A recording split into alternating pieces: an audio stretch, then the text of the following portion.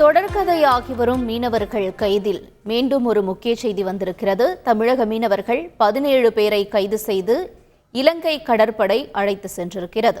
முக்கிய செய்தியாக பார்த்து கொண்டிருக்கிறோம். கூடுதல் தகவல்களை செய்தியாளர் விஸ்வநாதன் வழங்க கேட்கலாம். விஸ்வநாதன், வணக்கம்.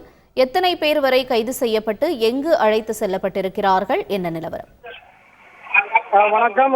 தமிழக கடலோர பகுதியிலிருந்து அன்றாட வயிற்று பிழைப்பிற்காக மீன்பிடிக்க செல்லும் மீனவர்களை இலங்கை கடற்படை எல்லைதாண்டி மீன்பிடித்த ஒரு குற்றச்சாட்டு முன்வைத்து அவர்கள் மீது தாக்குதல் நடத்துவது, அவர்கள் உடமைகளை சேதப்படுத்துவது, அவர்கள் கைது செய்யப்படுவது என தொடர்கதையாக நடைபெற்று வருகிறது. இந்த நிலையில் நெடுந்தீவு அருகே மீன்பிடித்துக் கொண்டிருந்த 2 விசைப்படகு அப்பகுதிக்கு ரோந்து வந்த இலங்கை கடற்படை எல்லைதாண்டி மீன்பிடித்ததாக ஒரு குற்றச்சாட்டு முன்வைத்து 17 மீனவர்களையும் 2 விசைப்படையும் கைது செய்து விசாரணைக்காக காங்கிரஸ் கடற்படை மாநிலங்களுக்கு அழைத்து சென்றுள்ளனர். தொடர்ச்சியாக இலங்கை கடற்படை கைது நடக்க ஈடுபட்டு வருவதால் மீனவர்களின் வாழ்வாதாரமே பாதிக்கப்பட்டு வருகிறது. இதற்கு மத்திய மாநில அரசு உரிய தீர்வை ஏற்படுத்தி கொடுக்க வேண்டும் என மீனவர்கள் கோரிக்கை விடுத்திருக்காங்க.